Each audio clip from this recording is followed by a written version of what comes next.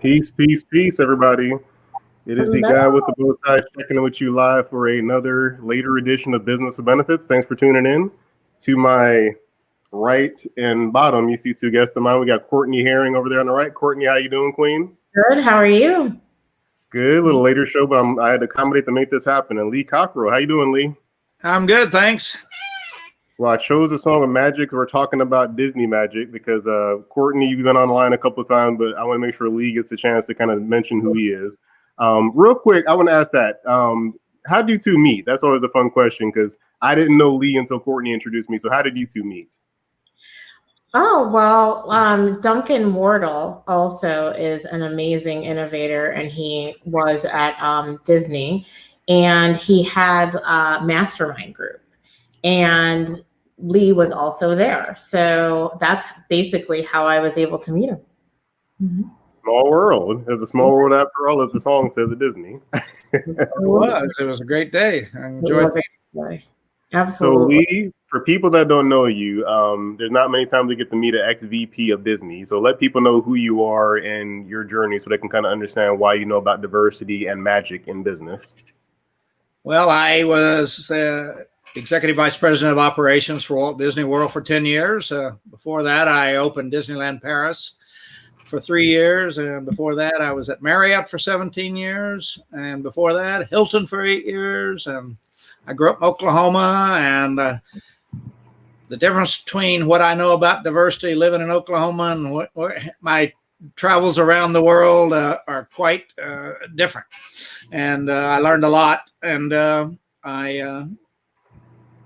you never knew how important it was to travel, to meet people from other places and to get exposure and experience, because at the end of the day, that changes who you are, and you have much greater appreciation for diversity and inclusiveness and treating everybody right. So I had a good journey.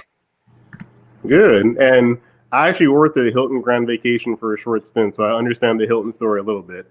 So I also want to catch up with the audience. Thank you to #TeamLive, #TeamReplay. However you consume the content, we appreciate it. And we have Donovan Smith here from Team Live. Hey, Donovan, thanks for jumping in. Also a bow tie brother. Oh, and then my aunt here checking it out. She said her connection is better. She's trying to hang in there. So she's watching where she is. Thanks, Aunt Tracy. So diversity, it's a hot topic right now for obvious reasons. So Courtney, your company is diverse. Lee, you work with diverse companies. Let's kind of start there. Why is diversity important for your customer base? We'll start with the customers first. Lee, you mentioned not being around diversity at first and then starting traveling and see different walks of life. So why has diversity been so important to you in the customer base as you learned everything? Well, people go where they feel comfortable. And I would say back in the day, back in the 80s and 90s, 90% of the guests that came to Disney were white. And that became very clear. I grew up in the 50s and 60s. I went to a segregated school. People asked me, what'd you think about that? I said, we didn't even know. It was just the way it was. We didn't know it should be different. Frankly, it's amazing. But then I left and traveled around the world, and I'd never been anywhere when I left Oklahoma. Now I've done business in 45 countries. I know people all over the place. I'm not the same person anymore. So when I got into business, it slapped me in the face. It became very clear that what's going on here. And so we went after that at Disney, started paying attention. I would say 90% of the managers were white males, not even women, and being involved. And today it's a totally different place 20 years later. The last, one of the recent presidents of Disney World was a woman. One after that was gay. It's a different place today, and it's people feel comfortable. And frankly, our international guests feel more comfortable. African-American guests feel more comfortable. Hispanic guests feel more comfortable because they see people that look like them. And we all go back to places where we feel comfortable. And so it's not only the right thing to do, it hits the bottom line, right? Yeah. There you go. And Courtney, you're in the startup phase, so kind of looking at the established business going through the change versus the startup. You and Shanae, hey, and shout out Shanae if you're watching. You guys, She might be there. I got to check and see. But you've been diverse from the jump. So did you guys purposely design the company that way, or was it kind of just happen that way because of the two of you? No, it just happened that way. You know, obviously we all try to make sure that we are just people, right? First. And, you know, Shanae and I, you know, she has obviously the Latin background. I'm African American. And, you know, I just think it's important. We didn't really see a lot of people owning like a billing company or a marketing company, you know, in any type of kind of cultural, I guess, difference is what we see a lot of times. And I do think that, you know, our customers do, you know, feel very comfortable with us. We tell usually a story, especially of some of our triumphs as well as, you know, just some of our failures. And I think for us, when we approach a new customer, because we are in the startup phase, we're just very transparent. And I think that they definitely like that. And also with our diversity, I think we also come up maybe with different ideals or just items that we bring to the table that maybe some people don't see. Just kind of granting more inclusiveness in certain categories, especially in the hospital system. And it comes natural to us. And I think that that's how, you know, some of our customers feel about what we also bring to the table. So two different ends of the spectrum starting out, and it's probably easier starting out being diverse, but I mean, Lee, Disney's one of the mega companies on the planet. So how hard was that change to go from 90% white male to sprinkling in something? Was that a difficult change for you guys, or leadership got behind it pretty quickly? Leadership got behind it. Well, most leadership got behind it, and the ones who didn't get behind it got to go somewhere else. And because one thing we were learning is that we always had this excuse: we couldn't find a black person to be a manager, we couldn't find a Hispanic person, or we couldn't find this and that, or a woman. And we had 40 or 50,000 employees. They were out there. We just weren't paying attention, didn't know. We didn't know enough about them. We didn't know where they went to school. We didn't know what their aspirations were. And we really clearly challenged all the leaders with a set of ways to start approach people, get to know them, find out what they're trying to achieve, where did they go to school, what's their education. And that's what started making the change. Is a lot of people are just quiet. They sit back. You don't even know they have the qualifications. There's introverts. There's same old story. When you get to know people, right, it's easier to figure out where they should go and what you should do to help them. And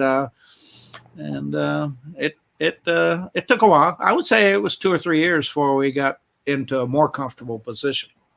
Okay, well, that's not, I mean, the worst thing in the world when you think about a company. I mean, because as a country, we're having this battle for decades as it goes on. But I can respect the fact that you mentioned growing up not knowing it was wrong and then seeing now like, oh, there are different people out there. So I think the biggest thing that you pull away from that, the talking to people and learning their lifestyle, because once you talk to people, you kind of see we're all pretty similar.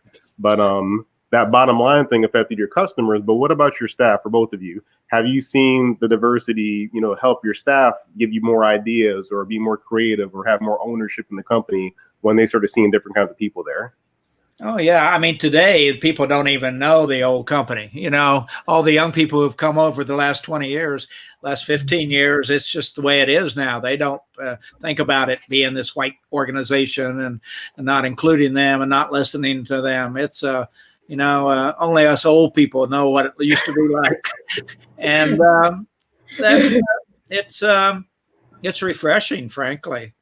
And I think we were way ahead of the game. Yes. Right? That this should have happened a long time ago. And I can tell you, it's a matter of attitude. I grew up in Oklahoma. I didn't know any better. Yeah. You know, I heard my parents say inappropriate things about all kinds of people, my uncles, my aunts. Then I moved out and I went to Washington, D.C. after I got out of the Army. Hey, listen, you live in Washington, you better be open-minded.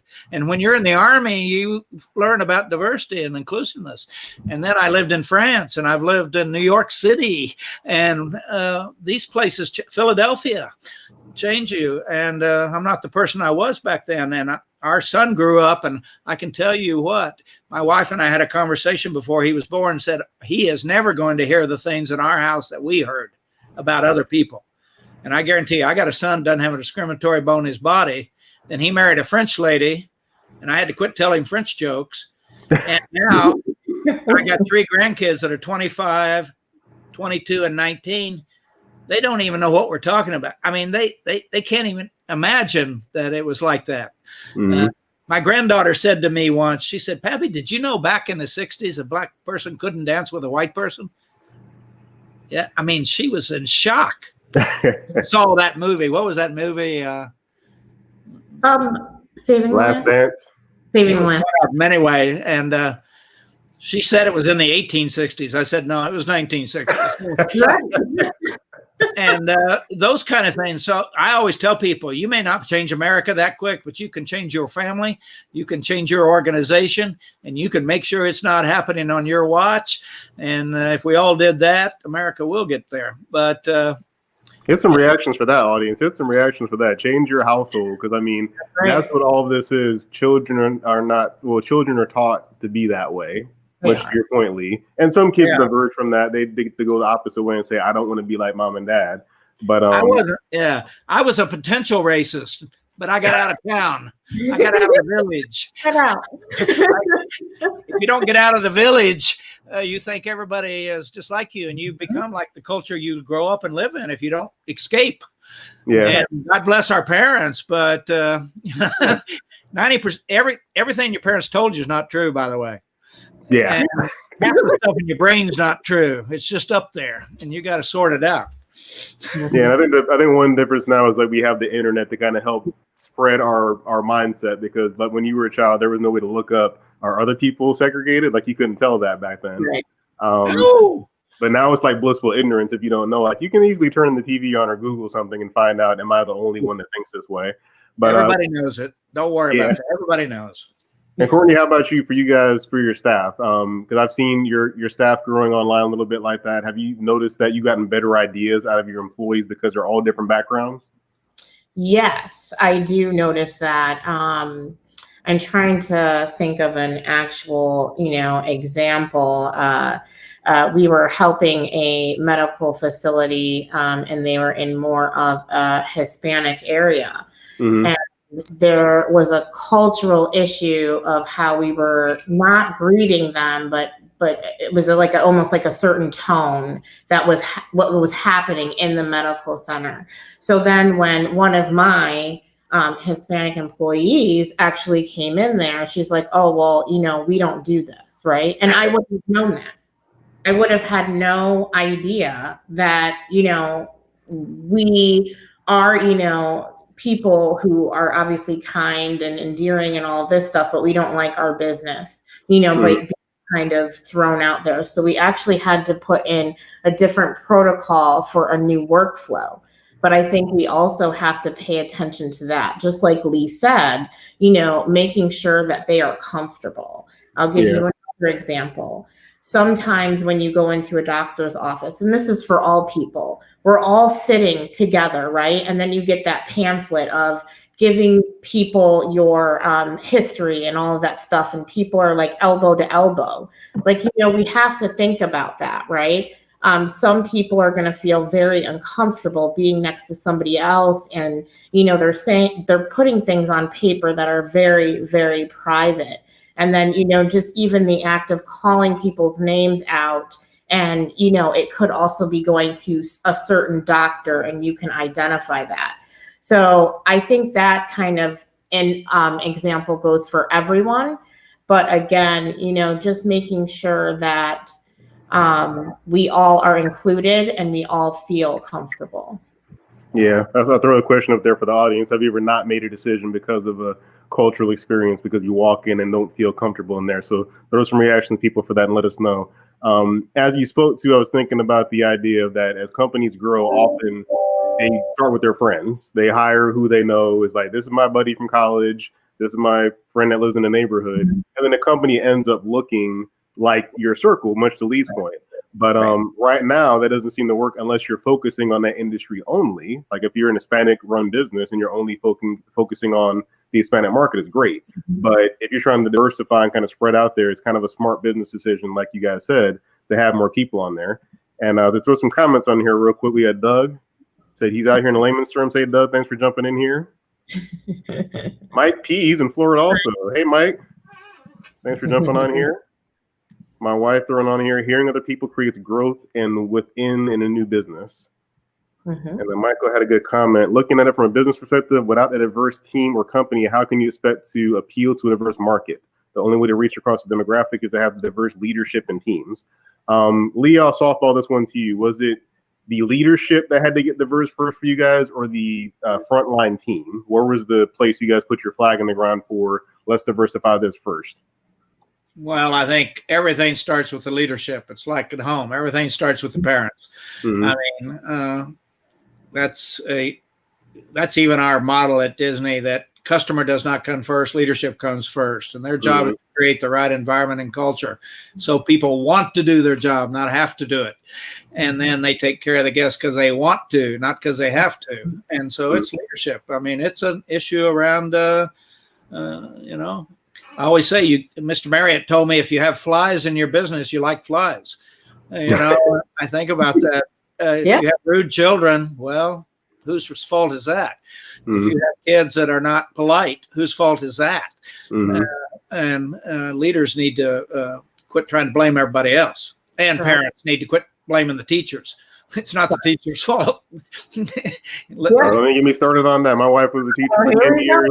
Yeah, she taught for 10 years, and they're often like, you're like babysitting the kids, but at the end of the day, they are home more with you. So yeah, you're definitely right on that.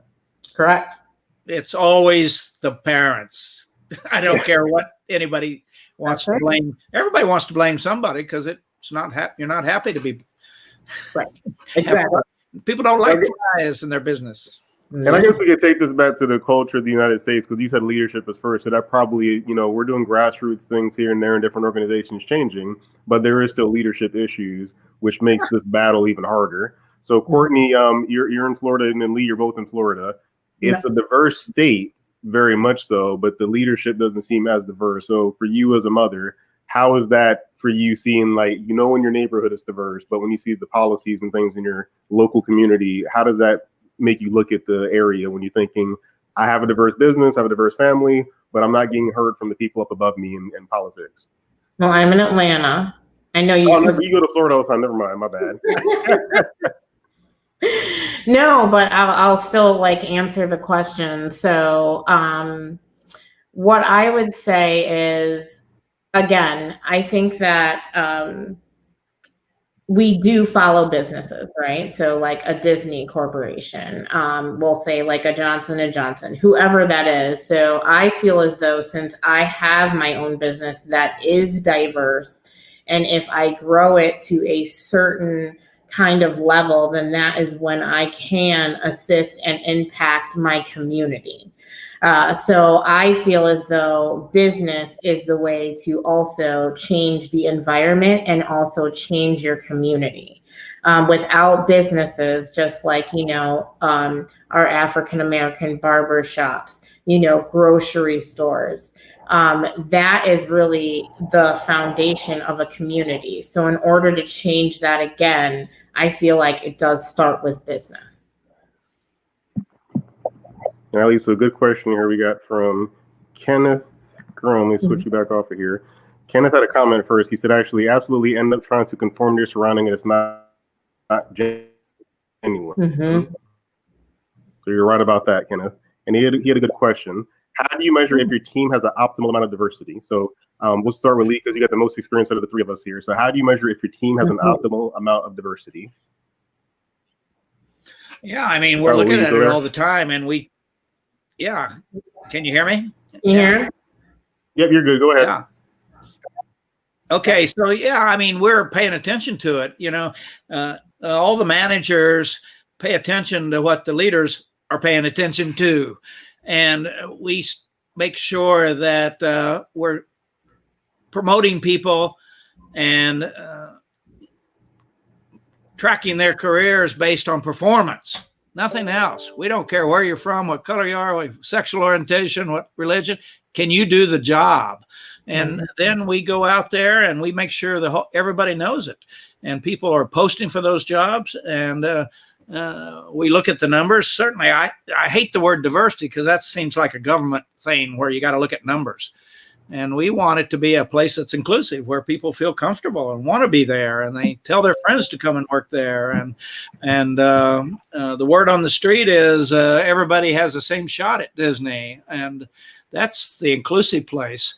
We always used to talk about diversity of 23.6% this and that and that, and that's probably the wrong approach. Is you got to just make from start to finish. It's got to be a place where it's welcoming. Everybody has a shot. Everybody is respected. And you know, our guests from Disney are from all over the world. Right. I mean, we have coming from all over the world. We have to think about food we offer for people from Japan and from Asia and vegetarians and people. I mean, it's not just a race, and it's not just it's to make people have a place where they feel like they're being made to feel special. They're treated as individuals, and they're respected. And you know, those simple things. We kind of we think the guests have 4 expectations. 1, they want you to make them feel special. Of course, we all want that. Number 2, they want you to treat them as individual. If they need something, take care of them. Don't tell me about the big mega policy. Number 3, show respect to me and my family, no matter what, where we're from or language or any of that. And last, have knowledgeable employees. Train your people so they deliver the product for the price you charge. And we think about that every day. And it's the same with the cast members at Disney. Make me, if I'm good and I work for you, make me feel special. Tell me occasionally that you appreciate me. Number, you know, treat me as an individual when I got a daycare problem, or I have to leave early, or my son needs a tutor and I need to go home at 3 today to go take care of that. Because if you haven't had a tragedy yet, don't worry, it's coming. Right. And you want to be in an organization that puts their arms around you and helps you and takes care of you, and we all want that. And so it kind of grows from just getting all the race thing right, and then you start to see, if you treat people as individuals, you're giving them what you want. You want to be treated as an individual, and you want to be respected. And I don't want people judging me because I don't have a college degree. Can I do the job? Period. Yeah, I like that approach. And Courtney, you work with hospitals. You guys probably have government things you deal with here and there because of working in hospitals. Do you ever have to take the percentage approach, like Lee mentioned, like we got to have this many percentage gay, this many percentage white? Do you guys ever take that approach, or just kind of say that's not our lane? No, that's not really our lane, but I do know the hospitals that I do work with, they are just like, you know, kind of what Lee said, is it's all about inclusive. So they don't really look at who is it, like, you know, race or religion. It's, can you do the job? Right? Do you have the qualifications, obviously, to do the job? And what is your history? There's some people that work in some of these hospitals, they're from Florida. A lot of our hospitals are on the West Coast. So, you know, we've moved people all around. So there is also, you know, just diversity of where they have been or where they lived in the United States. But, you know, what we try to do, you know, especially Shanae and I, is, again, just look at the person. And I love what Lee said. What he said is something that we have implemented, but it wasn't said so eloquently. What I'm talking about, what Lee mentioned was, we all have had tragedies, right? And one of the reasons why I created, you know, several businesses is because of my tragedy. My, you know, son, you know, was born and he had some health issues, and I went through, you know, loss of jobs, all kinds of different things. And when he was sick, I was not treated as an individual. I was treated as a number. And someone who just basically has a sick baby. So when we approach our business, definitely, Shanae and I, what we make sure is that people do have the time off that they need. People are able to talk to us about things that might be personal. I think it's important to be able to do that with your employees, and that's how they feel special as well as they are an individual. It's just so important to do that. Yeah, definitely. And as I'm looking at the comments real quick to catch up with people, we had Floyd put in there money talks. So when you brought the bottom line thing, the money talks to help you make those decisions. And then Michael P added the systemic issues as a real problem. We talked about leadership there. So we got some work to do, folks. 2020 is not a good year, but we're working on some change now. But Wendy's in Florida, she had a question right here. How do you address the idea that the team is not diverse because the talent pool is not diverse? How can we make our recruiting process result in a more diverse team? So that's a good question. So you're in growth mode, Courtney. I'll have you take that one first. So how do you address the idea that the talent pool is not diverse enough for you to get what you need for your team? So what I would do, if that actually had happened, I would try to kind of move around the United States, right? Like pick different areas where there might be different people that you might be looking for. And then what you can do, obviously, hopefully, some people, one, might want to move. And then maybe as a recruiter or a hiring, if you have a whole hiring, think about helping people also relocate as well. The internet is also so, vast, but, still our physical location is a part of life, and it has a lot to do with your talent pool. So I would say kind of, move around, to different states and see if people are willing to come where you are. All right. And Lee, you dealt with this in the 90s. I mean, you was going from a mostly white talent pool. So how was that for you guys when they were like, there's nobody that you mentioned, there's nobody black that could be a manager? How did you guys kind of tackle that? Yeah, well, Orlando, the pool was here.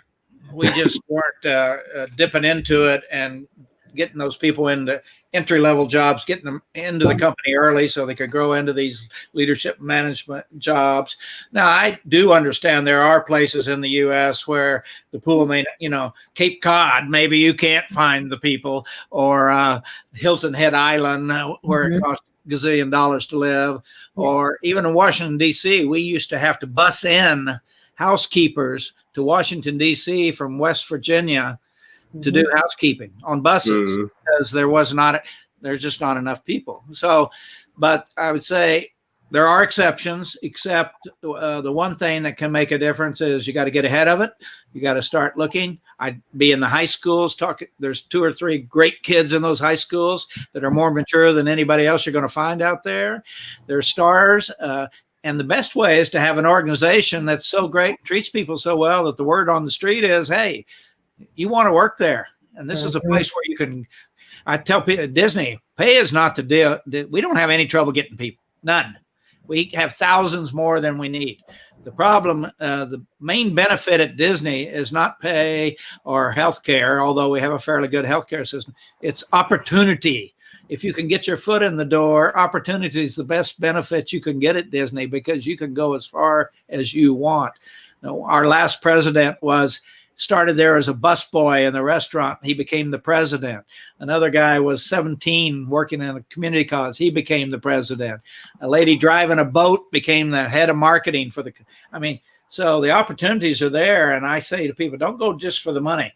Go for the opportunity to move up, move ahead, get trained, get development, because those are the things that pay off for the long haul. Mm-hmm. As you said that, I kind of heard, I was thinking like Disney actually sounds more like the American dream than the American dream, because you guys are basically saying we don't care about your ethnicity, we don't care about your education. Can you do the job? Well, I think everybody at Disney would not agree with that, but because there's always unhappy people think they're getting screwed. But mostly, I would say most people that work in Disney are happy to be there. We all have grumblings about we don't like this, or our boss is a jerk, or doesn't listen or doesn't care. But on balance, I would say it's a great place. On balance. Yeah, I mean, if you're in the job role, I mean, in the job world, that's always the issue. You have to deal with other people, but in the capacity that you have the opportunity for a large company, Look, that's not remember, true of like a JP Morgan sometimes, or like a bank. You might not have that chance because of who you are. and you got to think about life on balance. On balance, it's a great place. On balance, I have a great marriage. Do we have issues? Oh yeah, occasionally. But we work it out, and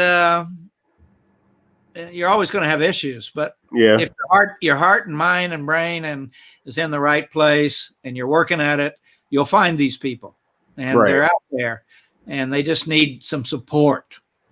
Yeah. Yep. So let's segue this into culture now. I know you're a big culture fanatic, Lee, and I know Courtney and Shanae talk about culture a lot with their company. So we talked about diversity and how that helps at the bottom line. Do you think your culture made the diversity for your companies, or the diversity made the culture? The culture got better, then we were able to get people in. Because if you got a culture where everybody looks around and nobody's black or nobody's Hispanic or nobody's gay, well, they were, but they weren't saying it, yeah. And, but when the culture got accepting, everybody, I mean, it's a wholly different place. I mean, I think people working there today can't even imagine how it used to be. Can't even imagine. Mm-hmm. And Courtney, how about you? Oh no, I would say the same. I would definitely say the same. It's just, our culture is, I guess some people would say it's kind of unstructured, but I think it's unstructured to the point where we are able to listen to people's ideas, right? We're not stringent on exactly what should happen day in and day out. Yes, we do have measurables, what people should do, but it's not, we make our environment every day to what we as a team want to see. So I think a good thing about that too is, Courtney and I are consumers of the Disney product. So when you see the movies and all that, you think, oh, the culture must be awesome. They have the Lion King and all these things. And as a consumer, we think the culture of Disney World is great because everybody's smiling and happy and being a great patron, or not patron, but being a great service provider to you. So we think there's got to be no issues at Disney. Nobody's upset working there. They're all smiling all the time. But we don't realize the intentionality that you guys had into creating that culture, because the culture is either you have a culture whether you know it or not. And the intentionality is Disney's the happiest place on earth or else. You don't have to be happy to work there. You better act happy for 8 hours. But over time, it's about professionalism. And that's what professionalism is. I have to behave. I can't, that's like, that's it. And we have an expectation for professional behavior, how people are treated and how the guests are treated and how the cast members are treated. And everybody doesn't like that, everybody. But they don't fit your culture though. You probably just kick them to the curb. Like, you don't fit this culture, which any company should do that. But I'm sure you're selective in the hiring process. We are, but you make mistakes, and people change in their attitude and their performance over time. They got an illness, or their financial problems, or their marriage is not going. So all of a sudden you see a performance going downhill of somebody who did well for many years, and you got to try to figure that out. What happened here? And sometimes you can turn it around and sometimes you can't, but you can't let it infect the whole organization. Yeah. This is what happened to like McDonald's. That McDonald's used to have a very different image in the very beginnings, and now it's kind of like, what do you want? Like, nobody really cares to work there. But they didn't invest in the culture. That's a clear difference. I mean, they're pretty similar in age. Disney and McDonald's are pretty similar in the regard of when they began. So to see that change, you kind of clearly see one company invested in culture and one didn't. It's probably the most obvious thing you can notice.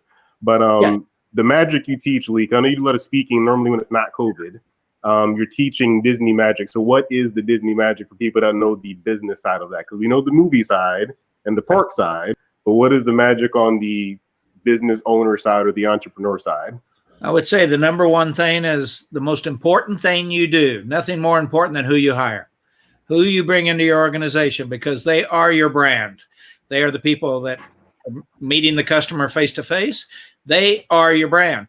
We get all of our positive comments are about our cast members, how great they are, how they treat you. And the magic is that you go to a place where everybody treats you great, and it's clean and it's friendly. And that's because that's what we want. And that's what we demand, and you get what you want. And is it hard? Yeah, it's hard. And therefore, people want to come there because there's no hassles. It's clean. People get you what you want. They take care of you. If there's exceptions to what you want, people go out of their way to make it happen. Mm-hmm. And by the way, we charge for it. And you've been fortunate to work with some great companies. So, I mean, I'm glad, Courtney, I'm glad you get to go to that mastermind. I'd be a fly on the wall to be at a mastermind with people that, you know, that Marriott, Disney, and things of that nature. What was something you pulled from that mastermind, being elbow to elbow with Lee and other people there? What was something you pulled from that you brought back to MedSnake that has helped you guys out in the startup phase you're in still? Well, I would say, I mean, there was just so many nuggets, first of all, there, you know, how to really get your team to really start thinking for themselves. I loved, like, you know, kind of that segment, also bringing out the imagination in your team, right? Not interrupting people. How do you treat people when they do bring up ideas? You know, because even if you don't like the idea, that doesn't mean that you shut it down completely, right? There might be parts of that idea that you could use. I just learned, you know, even more was just, you know, how to run. I took from it how to run a company and it's still fun, but you're still basically making money. That's the best of all of it being combined together. But that's interesting too that you mentioned that, because as Lee was talking about the, you know, you either you're happy or else. There's expectations still, but they create that image of being fun, and not the image, but that culture of being happy. And to catch up with a comment from Floyd real quick, he said, casting a wider net, targeted advertising, and targeted recruiting efforts. I like what Lee alluded to about building a reputation that makes people want to work there. I think that's important, especially now that unemployment's super high. I think people think it's kind of a free for all, but you still want to have people that want to work there, not just put them in there. And Doug said, going beyond hiring for diversity, social interaction with other races, genders, etc., is necessary for growth. So we've seen that. There's certain companies, you know, when you walk in there, it's just like, I don't belong here. Why am I here? On both sides, black and white. So that's interesting. So Lee, I know there's a part of your academy that talked about the magic of time management. And I wanted to kind of hear you delve into that angle, because I've never heard magic tied to time management. It's usually like a dread, like, oh, time management again. But you talk about it with magic. So let's get a little glimpse of that, what that means for your series you're teaching. Yeah, I think there's two things that we don't do a good job on. One is we're coming out with a course also on how to make better decisions, because at the end of the day, your life turns out around decisions. Yes. And if you don't take the time to plan the life and organize the life you want, you're going to end up spending a lot of time with a life you don't want. And it's the decision, you know, I love this saying, you're not a product of your circumstances. You are a product of your decisions. You got yourself where you got yourself. So don't be blaming your mother and you were poor and blah, blah, blah, blah, blah.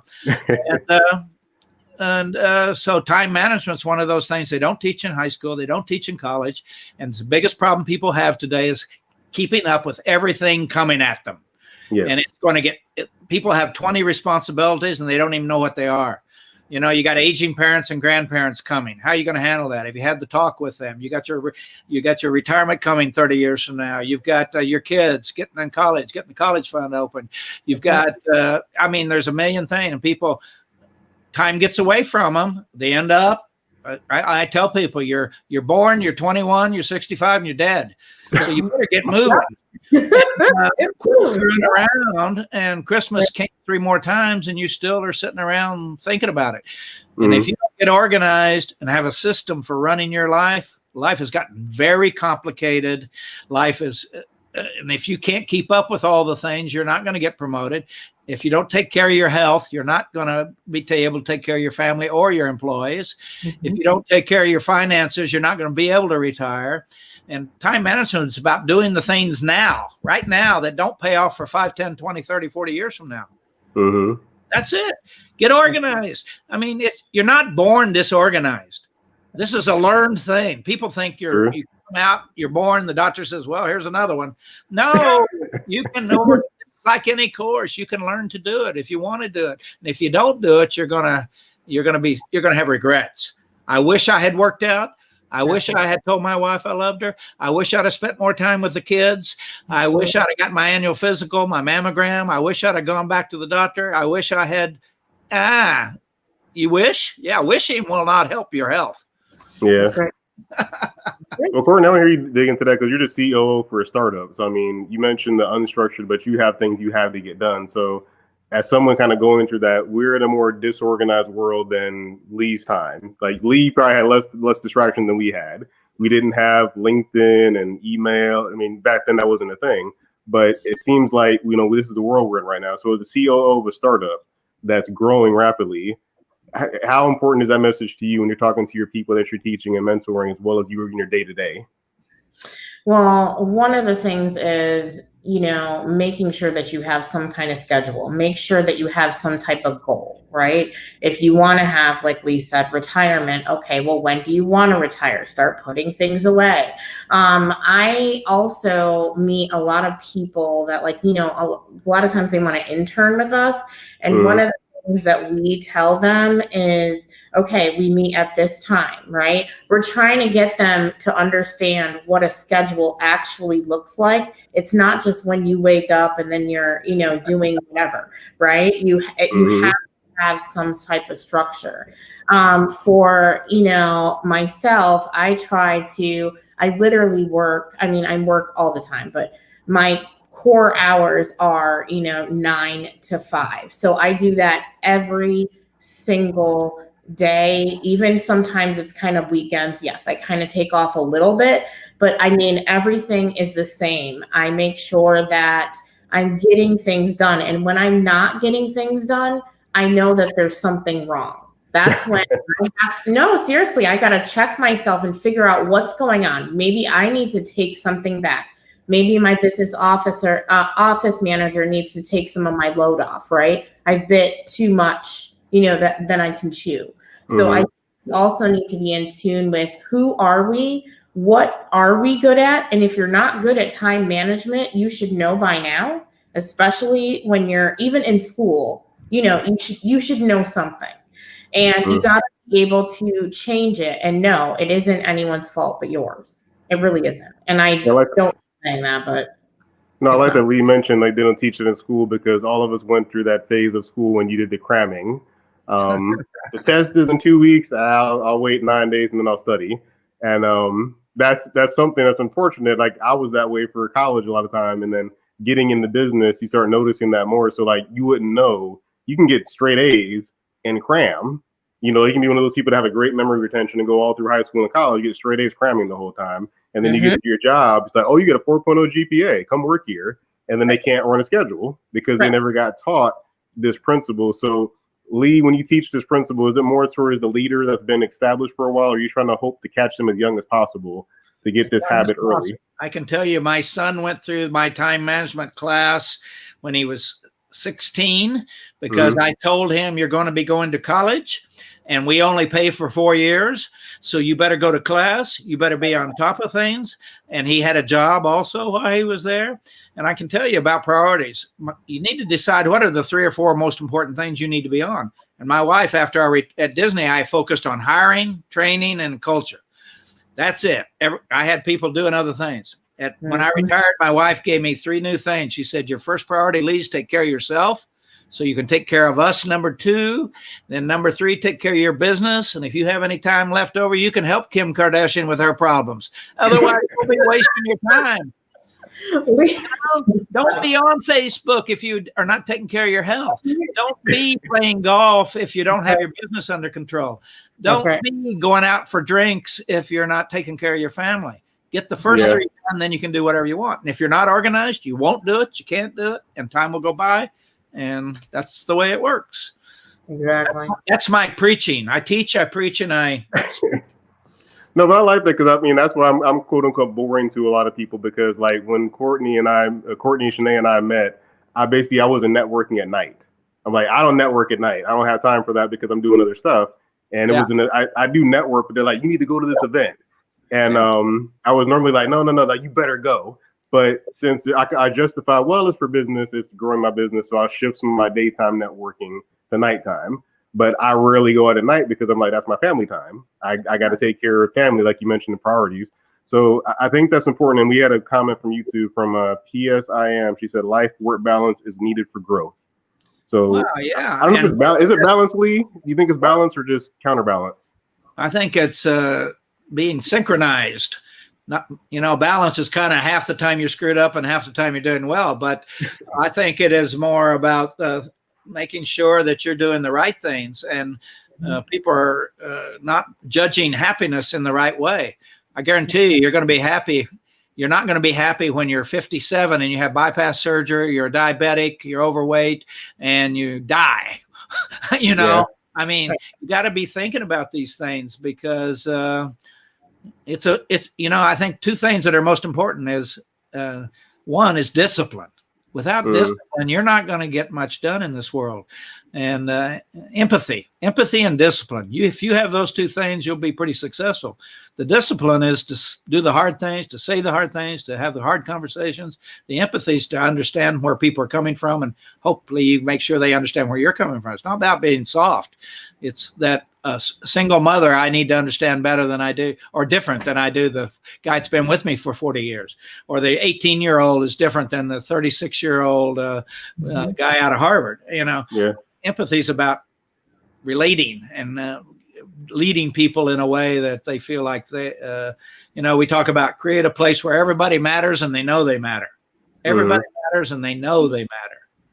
And you got to tell people. So it's a lot of things. You mentioned something I want to hit for Courtney real quick. You mentioned motherhood, because mothers, you hear this phrase of balance with mothers all the time, like work-life balance with mothers. And I feel like it's almost like a scarlet letter, like if you're a mom and you don't have balance or something, because it's hard. I mean, I'm helping around the house, and I'm like, I don't know how women do this. Like, if I had to make the human race continue, we'd all be gone, because it's hard to, take care of those things. But I mean, as a mom of a young child and everything like that, do you think, Courtney, is really balance you have to do, or is it more like just focusing all in on this is what I'm doing this time, then I go to something else and kind of separate the two?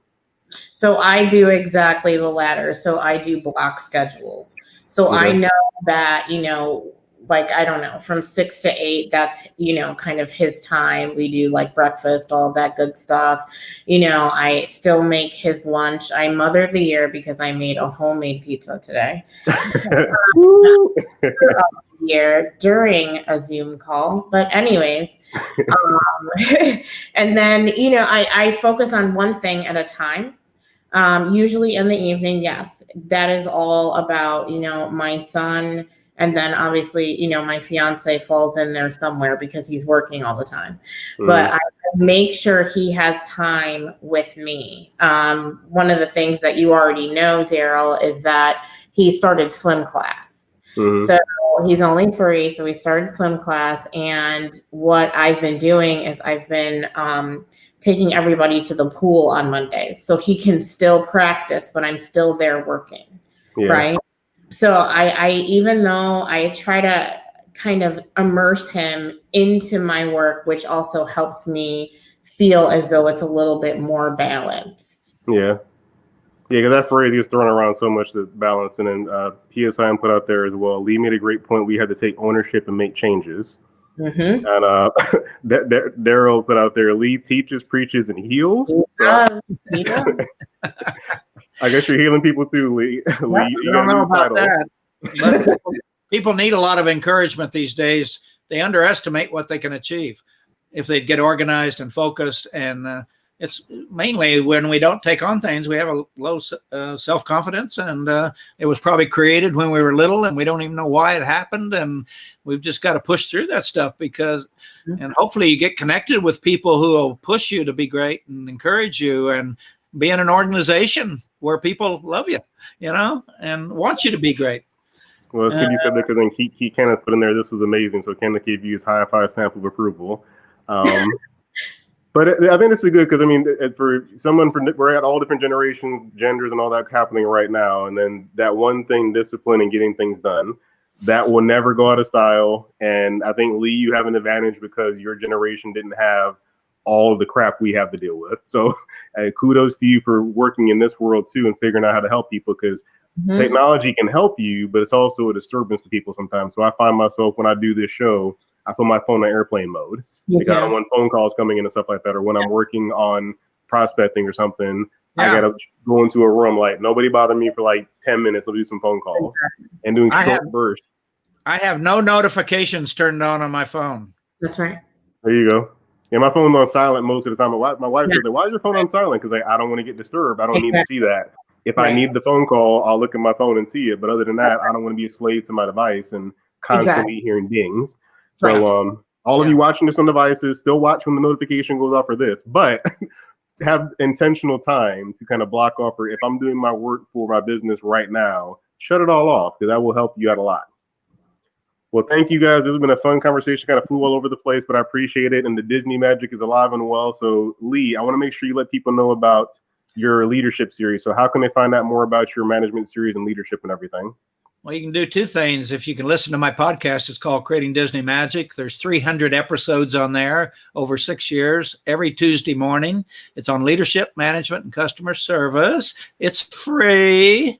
And then we have a Cockerell Academy, which has just come out. It's a series of 6 courses. It'll be 9 courses soon. They're really amazing.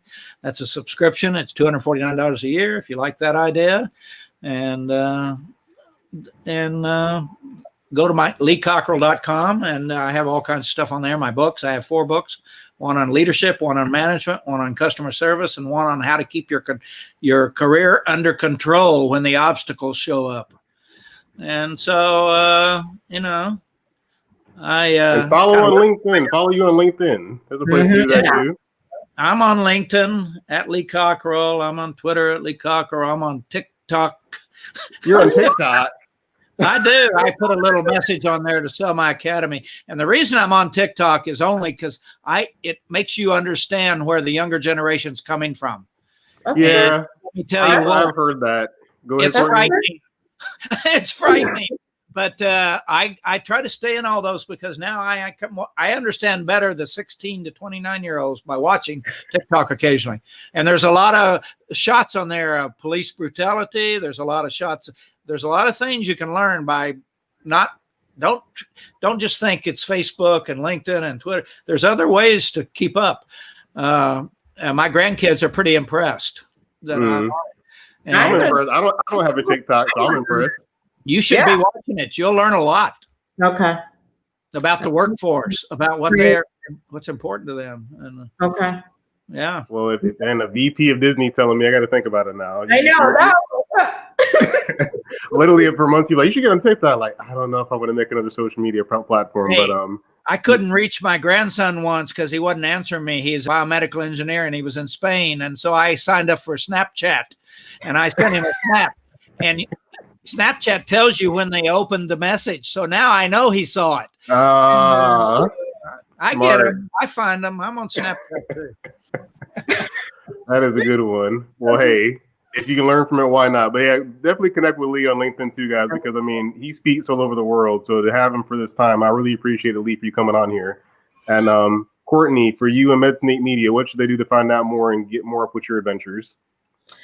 Just, go ahead and link with me, Courtney Harring.